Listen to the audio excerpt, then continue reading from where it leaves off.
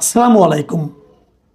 প্রিয় দর্শক, ডক্টর ইউনূস তার ক্ষমতা থেকে নামার কদিন আগে ওনার নিজের জন্য ভিআইপি মর্যাদার একটা আদেশ বের করে নিয়ে গিয়েছিলেন। মানে এইভাবে বের করেছিলেন যে উনি ক্ষমতা থেকে চলে যাওয়ার পরও 1 বছর উনি ভিভিআইপি মর্যাদা পাবেন এবং ওনাকে নিরাপত্তা দেওয়ার জন্য এসএসএফ ওনার সঙ্গে সার্বক্ষণিকভাবে থাকবে এবং রাষ্ট্রের যে কোনো জায়গায় উনি যখন যাবেন তখন সে অতি গুরুত্বপূর্ণ ব্যক্তি হিসাবে বিবেচিত হবেন এবং সেভাবে উনি নিরাপত্তা পাবেন। এই ধরনের একটা আদেশ উনি করে নিয়েছিলেন।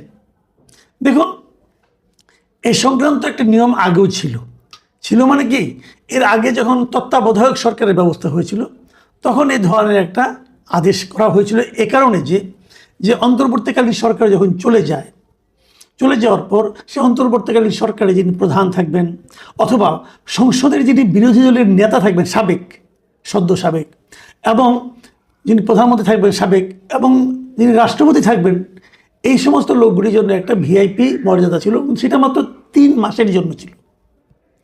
এবারে সে ইউনূস সাহেব যে কাজটা করেছেন উনি কিন্তু কোনো পদের জন্য করেননি, কারণ অন্তর্বর্তীকালীন সরকার তো এইবারই প্রথম। এই নামের অন্তর্বর্তীকালীন সরকার, এই নামের কোনো সরকার কিন্তু আইনগতভাবে বৈধ না, তবে উনি করে নিয়েছিলেন এবং উনি এটা করেছেন ওনার ব্যক্তি হিসাবে যে ডক্টর মোহাম্মদ ইউনূসকে 1 বছর ভিআইপি মর্যাদা দিতে হবে, মানে নিজের জন্য উনি এটা করেছিলেন। আজকে যেটা হলো যে নতুন সরকার এসে আমি এটা যেটা বিভিন্ন পত্রপত্রিকায় পড়লাম, বিভিন্ন সোর্স থেকে তারা বলেছে যে ডক্টর ইউনূসের সেই যে ভিআইপি মর্যাদা, সেই মর্যাদা 1 বছর থেকে কমিয়ে 6 মাস করা হয়েছে। তো 6 মাস করার মানে হলো যে এই বছরের অগাস্টের 10 তারিখের পর উনি আর ভিআইপি মর্যাদা পাবেন না। উনি যখন আমার আপনার মতো একজন সাধারণ নাগরিক হিসেবে চলাচল করবেন, ওনাকে প্রহরা দেওয়ার জন্য আর এসএসএফ থাকবে না। তো এই যে পুনর্মূল্যায়ন, ওনার নিজের নেওয়া, নিজের জন্য নিজের যে সুবিধাগুলি গ্রহণ করা, এটা একটু লজ্জারও ব্যাপার। তুমি লজ্জা পান না অবশ্য, লজ্জা বলতে কোনো শব্দ ওনার ডিকশনারিতে সম্ভবত নাই। যে কারণে উনি নিজের জন্য নিয়েছেন, আপনি পারবেন ভাই নিজের জন্য চেয়ে কেউ কখনো নেয়? অথবা যদি আইন করার ক্ষমতা আপনার হাতে থাকে, আপনি কি আপনার নিজের জন্য নিজের সুবিধার জন্য আইন করবেন? এটা কোনো ভদ্রলোক, কোনো সেন্সিবল লোক করতে পারে? এটা একমাত্র নির্লজ্জ এবং বেহায়া টাইপের লোকের পক্ষে সম্ভব। যা হোক উনি করেছিলেন, সেটা সরকার কিন্তু প্রত্যাহার করে নিয়েছে। এই যে সরকার প্রত্যাহার করে নিয়েছে, কেন নিয়েছে আমি এই জায়গাটাতে প্রশ্ন করতে চাই। সরকার কি ইউনূসকে শত্রুপক্ষ মনে করে? আমার কিন্তু তা মনে হয় না। তাহলে সরকার এটা কেন করলো? সরকার এই কারণে করেছে যে যদি এটা তারা করে তাহলে কিন্তু ওই প্রশ্নটা ওঠে, এ তাহলে রাষ্ট্রপতি কতদিনে পাবেন?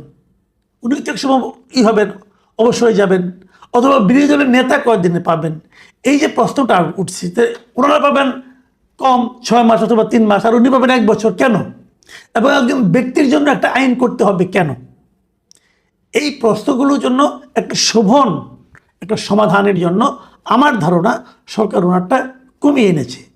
আচ্ছা, এটা কি ডক্টর ইউনূসের জন্য একটু লজ্জার ব্যাপার হলো না? সাধারণত তাই মনে হয়, কিন্তু ওনার লজ্জা হলো না। উনি তো লজ্জা না পাওয়ার সিদ্ধান্ত নিয়েছেন। উনি তো সিদ্ধান্ত নিয়েছেন যে আমি লজ্জা পাবো না। তো আপনি ওনাকে লজ্জা দেবেন কীভাবে? আপনি দিতেও পারবেন না। কিন্তু আমার কিন্তু অন্য জায়গায় একটা প্রশ্ন। আমার প্রশ্ন এই যে বর্তমান সরকার অন্তর্বর্তীকালীন সরকারের বিভিন্ন সিদ্ধান্তের একটা পুনর্মূল্যায়ন করছে, এটা খুব জরুরি। এটা খুবই জরুরি। অন্তর্বর্তীকালীন সরকার যদি কোনো সিদ্ধান্ত নিয়ে থাকেন যেটা নাকি ভালো থাকবে, যেটা নাকি খারাপ বাতিল হবে, যেটা নাকি কিছু ভালো কিছু খারাপ সেটা পুনর্মূল্যায়ন হবে, এরকম হওয়া উচিত। সারা দুনিয়াতেই হয়। পূর্ববর্তী সরকারের সিদ্ধান্তগুলো তারা চেক অ্যান্ড ব্যালেন্স করে। আরেকটা জিনিস করা উচিত, সেটা হলো যদি অনেকের বিরুদ্ধে এরই মধ্যে আমরা দেখতে পাচ্ছি অনেক উপদেষ্টাদের বিরুদ্ধে নানা ধরনের দুর্নীতির অভিযোগ উঠছে, অলরেডি উঠতে শুরু করেছে। ডক্টর ইউনূসের বিরুদ্ধে কিন্তু উঠেছে। ডক্টর ইউনূস কি করেননি? ডক্টর ইউনূস নিজের নামের যতগুলি মামলা ছিল, নিজের এবং তার প্রতিষ্ঠানের নামে যত মামলা ছিল, উনি প্রধান উপদেষ্টা হওয়ার সঙ্গে সঙ্গে সবগুলি মামলা প্রত্যাহার করে নিয়েছেন নির্বাহী আদেশে। কিন্তু তো মামলা যদি হয়ে থাকে প্রত্যাহার কেন হবে?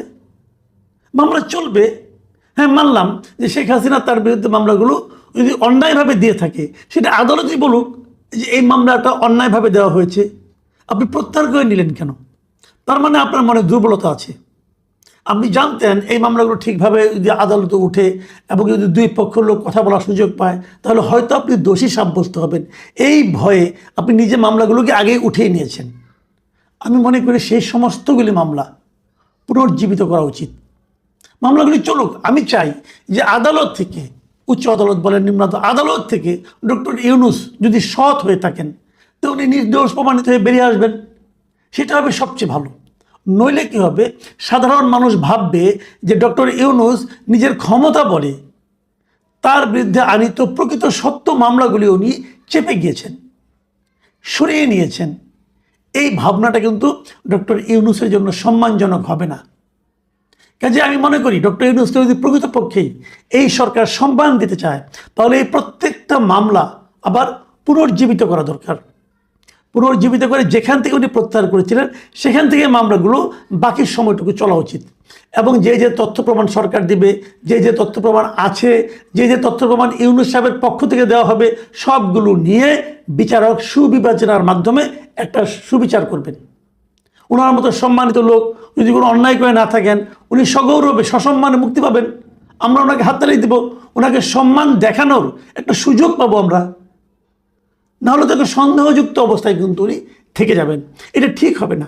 আমি মনে করি সবগুলি ঘটনা, এই যে ওনার যে 1000 কোটি টাকা ওনার প্রতিষ্ঠানের জন্য 1000 কোটি টাকার কর মওকুফের ঘটনা, এটা দরকার আনা মামলাটা। যদি 1000 কোটি টাকা সেখান থেকে ইনকাম হয় গভর্নমেন্টের, সেটা তো জনগণের জন্যই লাগবে, আর উনি তো জনগণের জন্যই কাজ করেন। সমস্যাটা কোথায়? কাজে আমি মনে করি এই মামলাগুলো পুনর্জীবিত করা দরকার। ডক্টর ইউনূসের ব্যাপারে আরও কিছু অভিযোগ আমার আছে, আমি একটু পরে বলছি। তার আগে বলি যে আমাদের কেবল ডক্টর ইউনূস না, আরও অন্যান্য যারা আছেন, আপনার যারা উপদেষ্টা আছেন, তাদেরও অনেকের বিরুদ্ধে কিন্তু এরই মধ্যে অভিযোগ আমরা দেখতে পাচ্ছি। দুদকে অনেক অভিযোগ এসেছে, যেমন ডক্টর আসিফ নজরুলের বিরুদ্ধে, ওনার বিরুদ্ধে প্রায় দুর্নীতির অভিযোগ উঠেছে, প্রায় 100 কোটি টাকার দুর্নীতির অভিযোগ দুদকে কিন্তু এসেছে। সত্য মিথ্যা আমি বলতে পারবো না, আমার বলার দরকারও নেই। আমি জানতে চাচ্ছি যে এই মামলাগুলো, এই অভিযোগগুলো দ্রুত খতিয়ে দেখা হোক। যদি উনি নির্দোষ হয়ে থাকেন তো খুব ভালো, ওনাকে মুক্তি দিয়ে দেন। ওনাকে বলেন ওনার বিরুদ্ধে আর কোনো অভিযোগ এই অভিযোগগুলো আর তোলা যাবে না, অন্য অভিযোগ থাকলে উঠবে, উনি নির্দোষ প্রমাণিত হবেন, উনি বুক ফুলিয়ে সমাজে হাঁটবেন। এখন যেরকম চোরের মতো লুকিয়ে থাকেন ওরকম তো থাকতে হবে না। একই কথা আসিফ মোহাম্মদ সজীব ভুঁইয়ার বিরুদ্ধেও, ওনার ব্যাপারেও দেখলাম একজন লোক আগে একসময় মুনতাসির মাহমুদ না কি যেন নাম, একসময় ওনার সঙ্গে ছিলেন, ওনাদের সঙ্গে এখন আলাদা হয়ে গিয়েছেন। উনি দেখলাম ফেসবুকে বলছেন যে মুনতাসির, এই আসিফ মাহমুদ যদি মেয়র ইলেকশন করে তাহলে উনি নাকি তার সব ফাঁস করে দেবেন। তো ওনার কাছে নিশ্চয়ই তথ্য আছে, তো সেগুলিও ওনাকে ডেকে জিজ্ঞাসা করা হোক, কী কী তথ্য আপনার কাছে আছে, ওগুলো আমাদেরকে দেন। কারণ আমরা চাই যে প্রত্যেকটা উপদেষ্টা তাদের কর্মকাণ্ডের কী তারা করেছে, ভালো কি মন্দ, সেগুলো নিয়ে আলোচনা হোক, সেগুলো নিয়ে বিচার বিশ্লেষণ হোক। যে সমস্ত অভিযোগ তাদের বিরুদ্ধে উঠেছে সেগুলো একটা সুরাহা হোক।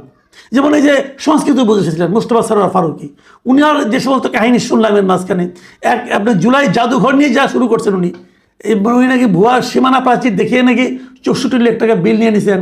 প্রতিদিন নাকি তার আপ্যায়ন খরচ ছিল 1,18,000 টাকা।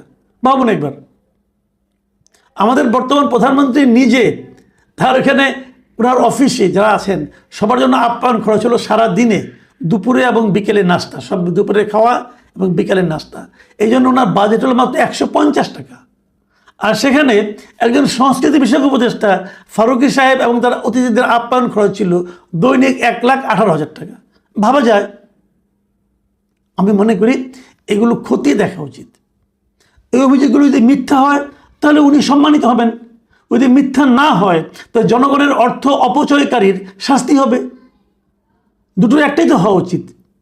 সন্দেহ নিয়ে আমরা থাকতে চাই না, আমরা সকলের সন্দেহের অবসান চাই। উনি চোর নাকি উনি সাধু, এই অবসানটা চাই। আমরা সিদ্ধান্তে আসতে চাই যে এই লোকগুলো এক একটা বড় বড় চোর ছিল, দাগি চোর ছিল, সিধেল চোর ছিল, এটা জানতে চাই। অথবা তারা এক একজন মসজিদের ইমাম ছিল, মসজিদের মুয়াজ্জিন ছিল, খতিব ছিল কিনা সেটাও জানতে চাই, জানা দরকার। আরেকটা কথা আমি একবার বলেছিলাম যে একজন সাবেক সচিব যিনি বেগম খালেদা জিয়ার সঙ্গে চাকরি করতেন, ওনার সহকারী ছিলেন, এই যে ABM আব্দুস সাত্তার, উনি কিন্তু বলেছিলেন যে ওনার কাছে 8 জন উপদেষ্টার দুর্নীতির তথ্য প্রমাণ আছে, গোয়েন্দা রিপোর্ট আছে। তো উনি তো এখন প্রধানমন্ত্রীর সঙ্গে আছেন, সচিব হিসেবে আছেন, খুব গুরুত্বপূর্ণ জায়গায় আছেন, তো উনি ওই 8 জন সচিবের ওই দুর্নীতির অভিযোগগুলো বের করেন না কেন? নাকি ওইগুলো হাওয়ার উপরে মেরেছিলেন? যদি হাওয়ার উপরে মেরে থাকেন তাহলে ওনার মতো লোককে এত গুরু দায়িত্ব দেওয়া ঠিক হয় নাই। আমি প্রধানমন্ত্রীকে বলছি, আপনার উচিত হয় নাই এরকম একজন লোককে যিনি নাকি হাওয়ার উপরে কথা বলেন তাকে দায়িত্ব দেওয়া। আর যদি ওনার তথ্যগুলো সঠিক হয়ে থাকে, উনি চেপে রাখার অপরাধী। কতগুলি চোর যারা দেশের অর্থ চুরি করেছে সেই তথ্য তার কাছে আছে, কিন্তু উনি চেপে রাখছেন। এটা অন্যায়। অন্যায় যে করে সেও অপরাধী, অন্যায় যে সয় সেও অপরাধী। উনি কোন অপরাধী আমি জানি না, কিন্তু এটা সুরাহা হওয়া উচিত। যদি উনিগুলো প্রকাশ করেন, বিচার হয়, তাহলে ওনাকে সাধুবাদ দিব। আর যদি বিচার না হয়, প্রধানমন্ত্রীকে অনুরোধ করব এই ধরনের সন্দেহযুক্ত লোককে আপনি সামনে রাখেন না, আপনি সঙ্গে রাখেন না। এখন কোনটা আমি জানি না, কিন্তু আমরা এগুলি সুরাহা চাই। আমরা জানতে চাই যে আসলে কে অপরাধী ছিল, কে দুষ্ট ছিল, কে দেশের ভালো চেয়েছিল।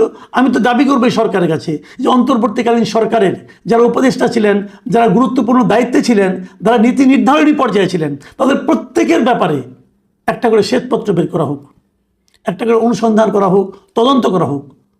তারা যদি ভালো কাজ করে থাকেন ধন্যবাদ, যদি খারাপ কাজ করে থাকেন নিন্দা। আর যদি এগুলো তদন্ত না করা হয় তাহলে সরকারের জন্য নিন্দা।